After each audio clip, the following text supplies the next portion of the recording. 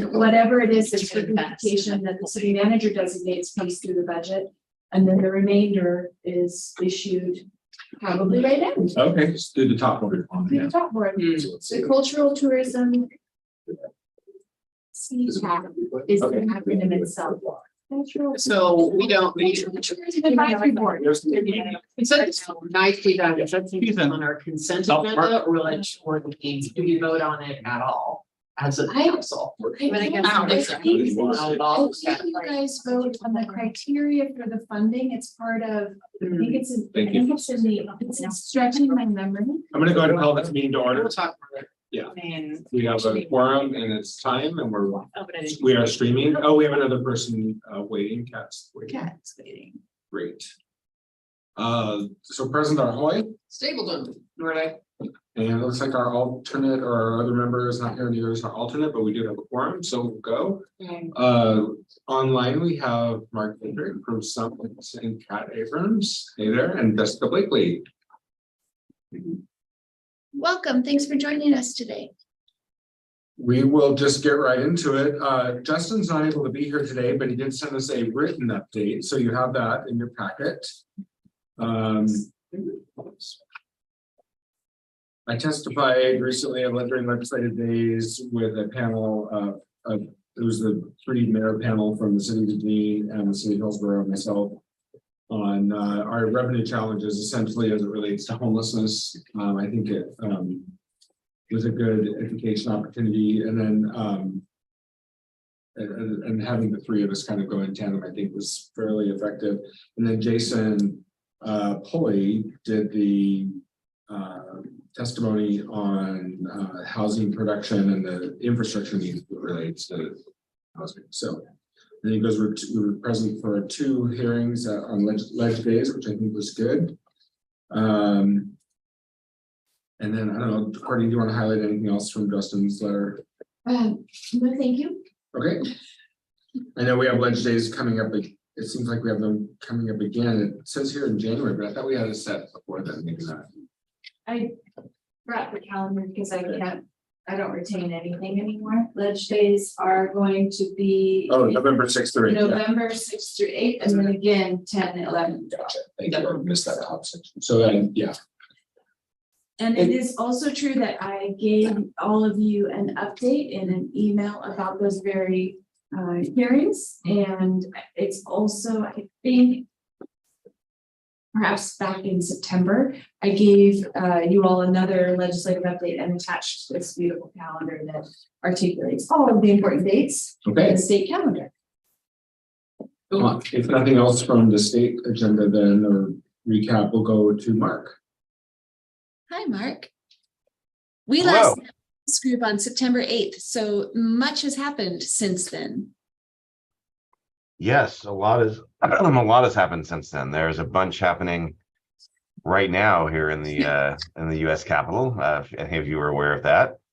We're, I think, on day 17 without a speaker.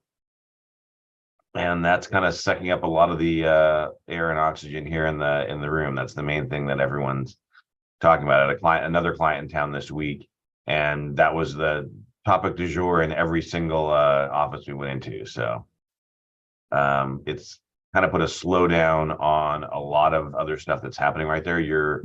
The city of Salem's earmark request, which Andrea Salinas put in at $850,000 for airport terminal improvements, is still alive. But the kind of what the path forward goes for appropriations bills, for government spending bills, for all of that is just very much up in the air right now. I think that's one of the main things we're really kind of we'll need to wait and see how kind of everything shakes out and what the end result is of this kind of speaker fight that's happening right now. And I think that'll kind of let us know what the chances are of there being actual appropriations bills signed into law, whether we end up with a CR, whether we end up with with something different. So that's kind of the main thing that's happening right this second. That's just, like I said, eating up everyone's attention and all the oxygen in the room. Hey, Mark, I didn't quite hear you. Can you say again, what was the amount of the congressional earmark for the airport? Yeah, absolutely. It's $850,000. It was in the House THUD bill. Okay. It was a situation too on earmarks, and this has been unique in this kind of generation of congressionally directed spending. Because we had about 10 years without any earmarks, congressionally directed spending, whatever your term of choice is for the process and for the product. Before the last few years, several years of this happening, generally I was seeing clients get like kind of roughly what they requested for these different projects. This time around, most of the clients that I saw were seeing significant cuts from what their actual requests were in there. I think they're trying to give more projects out there and therefore going with smaller dollar amounts in a lot of cases for the individual projects. Courtney, do you think it's useful for me to go through the mayor's trip to DC and some of what we did and learned there, or what's your preference? I think it would be useful because As a group, we haven't assembled to debrief on the visit. Can I just close one loop on your reference to the way congressionally directed spending is working? Please. It is true that I think we put in for 3.6 for the airport terminal. And the first question is always, well, what could you do with half? Can you scale? And then it usually goes even lower, as we've seen. But I want to just make sure, Mark, that we're clear that the Congresswoman's support at $850,000 for the airport terminal is a significant. it means it's one of her highest priorities for her to elevate our ask to that amount, even though it seems a lot less than what we need. It's still a significant ask for her to make on our behalf. For the record, Councilor Nishioka has joined us. Oh, it's Michelle. So anyway, Mark, would you like to debrief? I'll just double down on what you said. That's absolutely correct.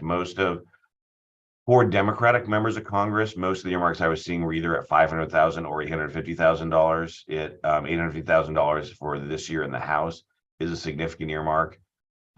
There are some differences when it comes to what some Republican members were able to get. The distribution and how even though the House is nearly 50-50 split between Democrats and Republicans, in the actual breakdown of the body, the majority in the House split the earmarks in roughly a little over 2/3 to Republicans and 1/3 to Democrats. And then given the fact that there is a significant block of Republicans, I think nearly half the conference, or like 30 or 40% of the conference, who did not request earmarks, who just didn't play in that process at all. It meant that those Republicans who did ended up getting very kind of much larger amounts of money, just kind of given the numbers that I just ran through right there. So for Congresswoman Salinas, this is a significant earmark, and this definitely shows her support for the project and the fact that she's really behind what you all are doing. And that was a main topic of conversation when the mayor was back with us in mid-September. We had a good slate of meetings. We talked with your delegation and most of the Oregon congressional delegation, House and Senate, and with some key agencies as well. Among the agencies we spoke with, we met with Department of Transportation, we met with HUD, and we met with Department of Justice and the COPS office. And on the Hill, we met with your kind of direct delegation, so Congresswoman Salinas, Senators Wyden and Merkley. We also met with Congressman Blumenauer and his staff, as well as the staff and Congresswoman DeReamer and her staff, as well as staff for Congresswoman Bonamici and with staff for Congresswoman Val Hoyle. We were talking about kind of Salem's federal agenda and priorities and kind of some of the active projects we have going on that involve Washington, D.C. and the federal government. So we were talking about the airport and at the time, upcoming restoration of commercial air service at the Salem Airport, which everyone was very excited to learn about. As well as the earmark that Congresswoman Salinas got in there was also a topic of conversation.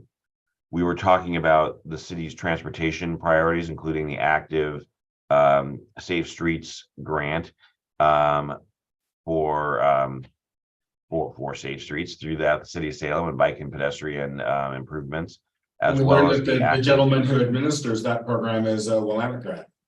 Correct. So that was a Go great Bearcats. connection. Yeah. Yeah, we got a Bearcat grad in that meeting, which was outstanding. As well as the active protect grant for River Road, which is also an active submission that the city has out there.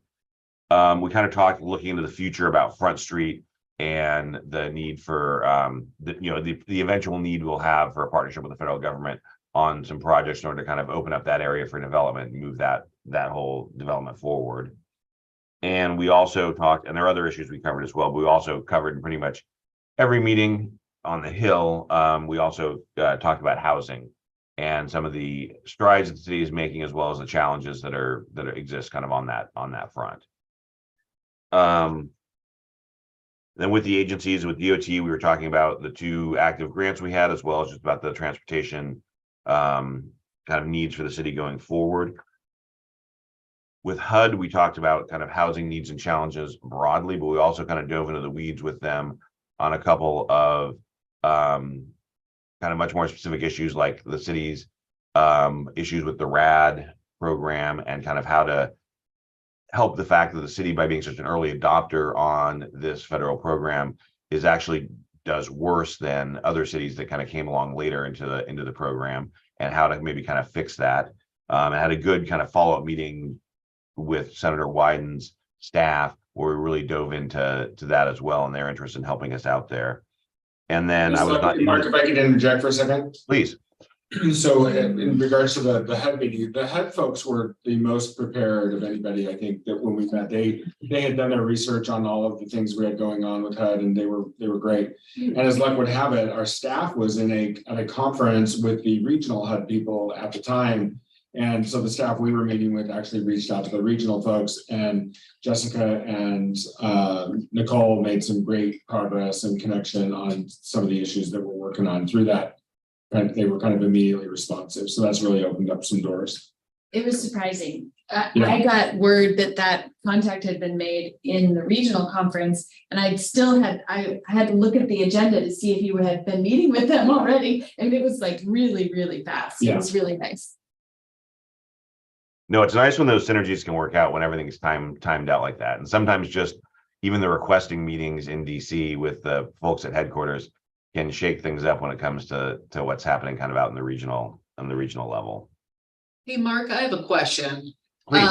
I can understand, of course, meeting with our representative Salinas and Wyden and Merkley. What are the kinds of benefits we gain from speaking with the other members of our delegation who do not represent Salem? What is the value in visiting those other members of Congress? Is it to help assess like more of a fiscal strategy statewide for what kind of earmarks to bring to Oregon? I'm just curious.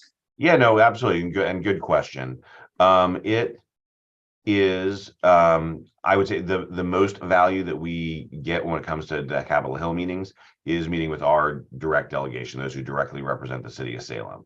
And then after that, I would say there's definitely less benefit to meeting with those other members, but I still think there is, for a city, especially as large and important as Salem is within the state of Oregon, within the region, there's benefit to meeting with other folks as well. They're interested, for some, like Congresswoman Chavez DeRemer, her district comes within a matter of meters of the city of Salem. A lot that's happening in the city of Salem directly affects her constituents. There are a lot who live in her district who work in the city of Salem, for example, or who shop, take their kids to different, athletic programs, different things of that nature in the city of Salem. There's a lot of interaction. I mean, saying this as someone who grew up, not too far outside of the city of Salem, and the amount of time that we spent in Salem, like when I was a kid. And she was very clearly interested in just kind of hearing from the mayor, what's going on in the city, what are you all working on, what's happening. And there's a regional benefit to a lot of that stuff, especially I think looking down the road when it comes to the airport. It's a city asset, but it's a regional asset as well. And I think she had a real interest in kind of what's happening there. So that'll have a real interest with her constituents kind of in general. And she sits on the transportation committee, which is an important committee for our priorities. Exactly. We covered in that one too. We talked a little bit about the with the staff in there about the water treatment facility as well, which is actually, even though it serves the city of Salem, sits in her congressional district as well, there on Guerin Island. And I would say also for the rest of them, even though they're a little bit further away from her, again, a lot of what's happening in Salem, there are regional benefits about kind of what's going on there. So while I don't think we're necessarily expecting like Congresswoman Bonamici to make an earmark request for, for Front Street or for River Road or for something like that, there are, and judging and thinking about kind of my time on the Hill and the types of meetings I would take there are times when Salem may be doing something or involved in something that's kind of a more regional thing where we might want like Val Hoyle to, be involved and try and be helpful. We might want like Blumenauer or Bonamici to be helpful and want to help. And there are often times where there are letters in those cases where like everyone may support like what the city of Portland is going for on a federal grant because they're the only ones requesting it, in the state in a particular cycle. And again, a city is, I guess, large and kind of important within the state as Salem. There are times that those kind of regional approaches are helpful. And it's also useful to when you're dealing with things like housing or in some cases like transportation or things like that and specific issues where if Salem's having that issue, Portland may be having it, Eugene may be having it, Hillsborough may be having it, other people may be having similar things. And by tapping in and talking with those other offices, they can, sometimes even unite like a little bit of a coalition to try and solve the problem that might be happening in multiple areas throughout the state.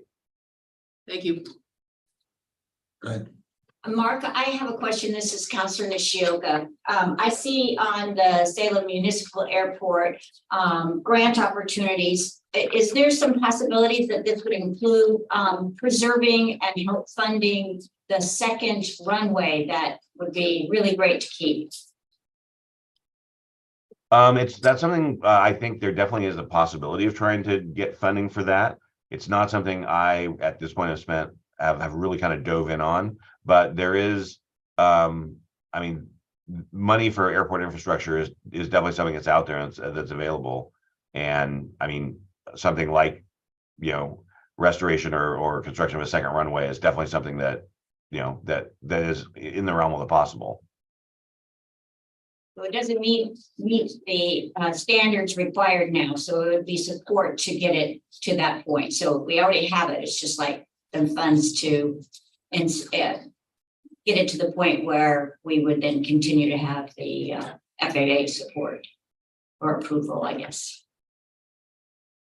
Yeah, absolutely. And that gets things a little bit trickier sometimes we have there, but it's something that we've worked on in the past with, not with runways specifically, but sometimes with air traffic control towers or with things like that, where sometimes you can get a little bit of a tweak in language or in something like that in order to kind of just change things around so that all of a sudden a project like this might be eligible.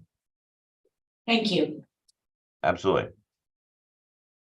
Thank you, Mark. And I would just comment briefly, Mark and Kat and all of the staff at Summit were amazing hosts. They clearly have access and were remarkable in just shepherding that whole visit. It was really a great experience. Thank you guys all for all your great work. Absolutely. It was good to have you back there. Yeah, I'll just chime in with one last update on the Safe Streets and Protect active grants. I've gotten confirmation that staff in Representative Salinas's office will take the lead on circulating letters of support to go to Secretary Buttigieg for those grants. So it will be signed. The letters will be requesting that they highly consider your projects for approval. And it will be from the senators and from Representative Salinas. And I'll let Courtney know when we have confirmation that those were actually sent. Thanks, Thank you, Kat. Kat. So if it's okay, we'll switch over to the state side. Yeah, back to the priorities. Thank you guys for the update. So we have two things that we've talked about, I think last time for sure, maybe at the time before. And what I'm hoping that we can do today is make sure that the legislative policy statements and the priorities that we're showing for our state lobbying efforts and our federal, anyway, I'm hoping that these will meet with your approval and they'll be ready to recommend to the city council so that we can be moving forward with some of our lobbying. If I recall correctly, Courtney, last time you brought this document to us and we gave you some feedback. Yeah. And you have incorporated, if I'm not mistaken, you've incorporated that feedback now, and that's the document we have before us. That's what we have before us. Great. So in the policy statements, you'll notice that there's a tracked change around affordable housing on page 6, which I think clarifies the intent, which had been requested. Thank you for noticing. And then there's also a track change on page 4 about collective bargaining, which I think also better articulates the priority for you. Mhm. And again, just so you remember how we use these. This is really useful and helpful for general advocacy at all times, but also when we get into the session, if things are moving quickly, we can use these statements to take care of smaller issues. When we start to see bills that are combining multiple purposes, however, we would bring them forward here for your review and consideration before we take action. And in the short session, for instance, there almost isn't time to come back to this group because things are in such a compressed timeline. In the past, we have, when we send these forward in advance of a short session, we usually ask the council for permission that this group can represent the city without going to council for approval because it moves so fast in short sessions. And generally, there's been exceptions of that. Yeah. We will continue to provide information reports, of course, but it moves just too quickly for our purposes. So anyway, those are the policy statements, and then I'll just turn your attention to the funding priorities. You had asked that we add security around drinking water facilities when there's development nearby, which we've done, and better articulate the payment in lieu of property tax initiative. And so that those are the only things that will have changed in this document. I don't believe I did a track changes version. The links that you see are really to source material so that we can stay abreast of the changes. And this, actually, I just noticed on the last page, this one that unsubmitted request, this one is actually, we received this grant. We didn't receive the 9 million we asked for, but we did receive 1 million on the rezoning and equitable tree candidate. Right. That's true. It's very exciting. Two comments for me on state priorities. I understand none of these priorities are ranked, so I will articulate if I had to rank, I would certainly rank sheltering programs as a funding priority over Peace Plaza upgrades. I think our community is much more interested in supporting those programs. If we had to choose, to me, I think our community would be much more supportive of the sheltering programs as a priority than parks infrastructure, but I understand we're not ranking choices. That's my input on that. And It's also, if I may, just, Mhm. it's also useful for us to have a couple of different areas Yeah. because some things are easier to Sure. fund with some resources and other Right. things are easier with other resources. right. So like an ongoing investment in sheltering is less likely in a Christmas tree Mhm. proposal, but Peace Plaza would be an easier one-time request. Absolutely. Yeah, there's different pots of money you would use for park infrastructure than you would for sheltering, I would imagine.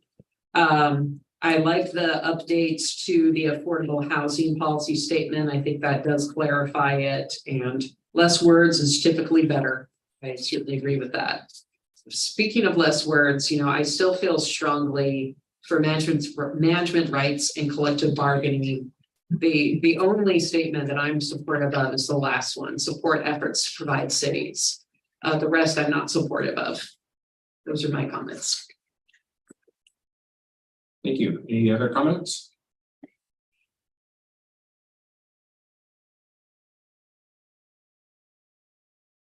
Are we ready to recommend this to the council? With your lack of feedback to the contrary? Yeah, I would say so, to Councilor Nordike's part, I still am not like great at understanding everything that has to do with managing collective bargaining and stuff, so I feel really ill-equipped to add anything to that, but I just wanted to recognize your statement and my lack of ability to add anything to that conversation. I would love to learn more about this before it comes to council. Could you connect me with staff to just help me understand this so that I am helpful in this conversation and not just ill-equipped? Yes. And I should have asked for sometimes- that last time. No, I it's all right. apologize. And sometimes too, it's, you know, we are the city, we are a community, we also are an organization. And sometimes it gets confusing about which hat we're wearing in particular issues to others. So certainly we can have a briefing about it before this would go to council, which would be in November at this point. So we'd be going in November. That'd be great. Thank you for your help. I think some of the key words, you know, as a person who's been involved in bargaining for a long time, I think some of the key words to take out of these statements are mandates and requires, and we tend to not like legislation that mandates and requires us to do anything. It may be something that we would want to do or are willing to do, but we don't want to be mandated to do it by the state. I think those are the kinds of things you can look at for. Yeah. So. So if it's okay, we'll put this on the docket for the November 13th meeting. And because it's so timely, I wonder if we shouldn't also ask the council about letting the committee support the legislative efforts in the short session. Do it all in one fell swoop for sure. Great. Mayor, I'm kind of wondering, because things are kind of picking up steam here. It feels like an elephant in the room for a lot of cities right now is Measure 110. Do we want to have a statement about that? Because it's certainly impacting our community. There's no easy way to address it, but I feel like I would be remiss if I didn't bring that up. I think that's certainly something we could add. I did, yeah, we had a conversation yesterday with the commissioners in the city of Kaiser, just in general, and measure their opposition to Measure 110 was on the docket. I didn't comment, but I'm a little bit uncomfortable with the language of repeal.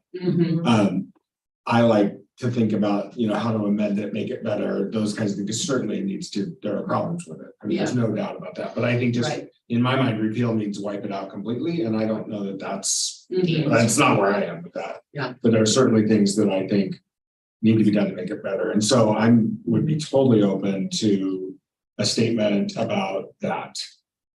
Legislative efforts to amend or something. It generally, it's helpful for us to have a little bit more direction about which pieces or portions we might be seeking amendment to. So we could do a couple of things. We as staff could come back and offer an array of ideas and options, and we can have a conversation about that. I'm not sure about the timing. I think that what I'm hearing is that there's an ask to have a special session around Measure 110. I'm not sure how. I'm not sure that's getting any. I'm not sure either. I think it's more of a short session conversation that's gonna be happening. So it's a question for me about when and how we would revisit How about, this group. If you wanted, we could, on the 9th of November is your next scheduled meeting. That feels to me like it would be with enough time. I think the 10th is a holiday, which is why it's on a Thursday instead. okay, And it should all be on your calendars. So, so we could come at that meeting. Yeah. I don't feel like we'd have to go any more quickly. oh, I agree. So I just want to make sure that that would meet Yeah. your expectations. Maybe bring back, and we can maybe give you some of our thoughts once we've had a chance to think about it, Right. to give you some kind of Right. direction to come back with proposals on the 9th. Yeah. Perfect. So if folks want to just share their thoughts with Courtney on what kind of language you would be comfortable with. Maybe some of you would like to say repeal, I don't know. Whatever it is, Yes. provide that to staff and then we can talk about it on the 9th. And there may be some differing perspectives even among staff about I'm sure. from the disciplines Right. that they're representing. Yeah. So it could be a really healthy and useful conversation. It might be helpful if you could provide us with, if there's anything out there that is more nuanced other than repeal, like what other jurisdictions are talking about, Certainly. like might be helpful for a starting point. Right, I agree. There should be options in addition to all or nothing. Yeah. A related conversation, I saw that Portland City Council passed an ordinance which, if Measure 110 is significantly changed, it would allow the city of Portland, to amend their ordinance to say, not only do they currently prohibit drinking in public spaces in streets and alleys, but you can amend it to say, we prohibit consumption of alcohol and controlled substances in public streets and alleys to help curb the open usage of fentanyl and other highly dangerous substances in public spaces. And I mean, our council could do something just like that. And again, because it's state law, none of it will matter until and unless state law changes. But I still think it's a demonstration to our community that we see the impact that drugs like fentanyl are having in our community. And it's another way of, demonstrating to the legislators that, we care about the dangerousness of these substances, and we'd like to do something about it, and this can help nudge in that direction and also being a little more nuanced. We're not telling them how to do their job, but we are telling them this is a concern that we share. For sure. It can also be something that really helps bring council together over a topic. Yeah. Because we've been a little bit dicey as of late, and I think it would do us all good to rally around something that our community is interested in. Something we could consider. I hear you, Virginia. I think that's Great. spot on. Do you have the direction you need? I do. I think Great. we're looking at two things. I think we're Yeah. looking at what parts or pieces we may wish to retain if there's changes to Measure 110. But then I think we're also looking ahead to, if there are changes, what we could be doing now so that we were ready for those changes. That's correct. Do we have this kind, sorry, is it okay? Do we have this kind of nuance around measures 5 and 50 in our priorities? Does that make sense? There, It is in your. Or does it just say like, this sucks, we should change it? That's what he wants. Make a t-shirt. there are so many, I mean, and there is. It says so encourage or much. participate in efforts to evaluate changes to Oregon's current tax structure. Local governors should be at the table to protect local interests. It's so pretty blank, Pretty open. yeah. I would No, be so does open to anything. Yeah. But certainly there are a lot of tiny changes that could result in a bigger impact. We've, I think, been reticent to be specific because those specific changes have winners and losers. And so it's more just being open to having a conversation about what those changes could be. But we also say support the League of Oregon Cities efforts to mitigate the tax inequities and negative fiscal impacts created by measures 5 and 50. But we're not saying, look at the change property ratio, Right. point of Right. sale. We're not Well, I doing mean, any, I guess my question is, I totally understand that approach. My question is, it hasn't worked so far. And I wonder if because there is such an education gap between city councilors and city staff compared to folks that are at the state legislature level and who have never participated in this level of government, I wonder if maybe they don't need more of a guiding hand towards what would help. Does that make sense? Yes. Because when it's vague and open, they're like, cool, I don't even know what to do with that, you I'm know? just not sure that our legislative priorities is the vehicle to do that. Sure. but I wonder if maybe some sort of a more intense conversation session around Sure. all of those options could be something that we stage for the legislative committee after we do the Measure 110 thing, which feels more urgent. Yes. Not less, but more urgent. Yeah. On the scale. So we could use our conversations here to talk about Measure 110 first, get through the short session and then return and have broader conversations about 5 and 50 and what little things would make a big difference. Because property tax reform is never going to happen in a short session. Right, for sure. It would be really helpful for me. I mean, I've really been focusing my intentions lately on just understanding it so that I can communicate it to people so that they understand the impacts of the current law. Mhm. but I haven't opened up space in my brain for what are the changes other than just a repeal, which will never happen. Yeah. But because now we're getting to the point in my life, in my outlook, where I can start shifting gears from educating people on the impacts to how do I advocate for change? So just totally selfishly, that would be great for me. Sorry if I would waste your time. Happy to do so. Okay, I have one more thing. Sorry, can you find out for me if there is any legislation right now on the ban of flavored tobacco and nicotine in Oregon? Okay. Does anybody know anything about that?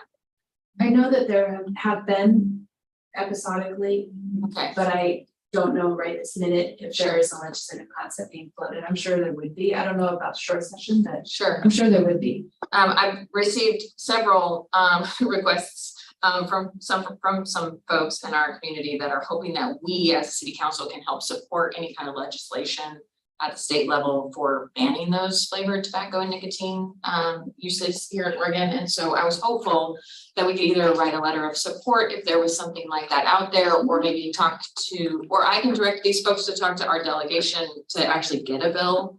I would just need some guidance on that.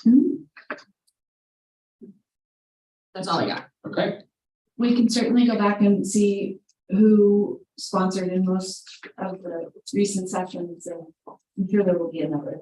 Hey, in your Courtney. upcoming session, there are two, everybody has the option for two bills, and so it may not make it to a short session. Kat, did you have something?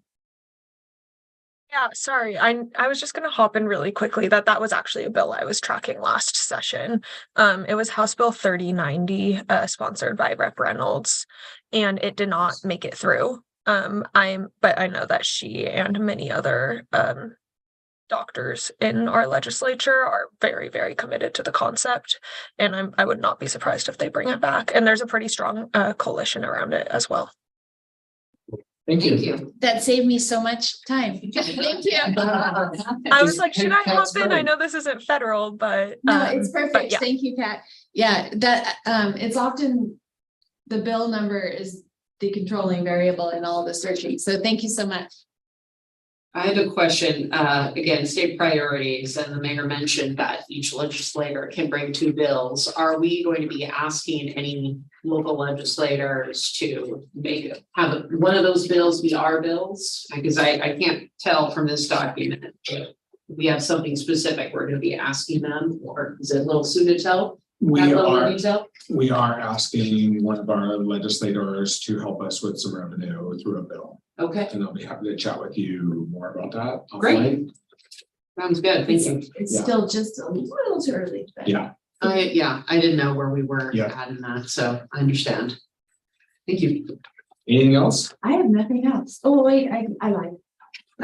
I do just want to confirm that this cadence of once a month is still good for you all until we get into the short session. And what that means is that on November 9th would be your next meeting, and December 8th would be the one after.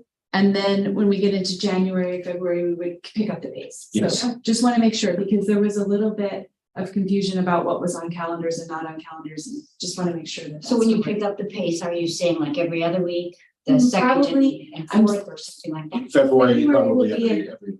Every week, okay. February will be a race. Okay, February. But then we'll slow down. Shoes on. We'll slow down and get. Running shoes on. Because it said it's only, what, 90 days? I forget how long the short session is. 30, It's 30 days. 35 days. That is insanity. Yeah. So we'll go to weekly then. Are they ever gonna change that, you think? 30 days, a short session? I don't know. Maybe. I I'm don't gonna know. have to bring it up. Anything to be. Yeah, I know, it's easier said than done, but I'm like, that might have made sense, when we didn't have such a large budget or so many issues, but that just doesn't seem in keeping with reality of running a state of this size. So I'm gonna docket the report, that'll have the policy statements and priorities, and ask permission for the committee to be in the council's stead during short session. Yep. I'm gonna set something up with you around collective bargaining, and then we'll be back here November 9 to talk about all the ins and outs and arounds with measure 110. And then later, we'll look at 5 and 50, probably in March-ish, April-ish. That's good. Sounds good. Thanks, everybody. We're adjourned. Thank you. Right, very good. Thank you. Thank Thank you guys for coming. Thank you, Summit folks.